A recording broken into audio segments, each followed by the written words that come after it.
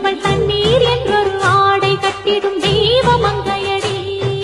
தையம் தீயம் தட்டு தீயம் தட்டு தையம் தீயம் தட்டு தீயம் தட்டு தையம் தீயம் தட்டு தீயம் தட்டு தையம் தீயம் தட்டு தீயம்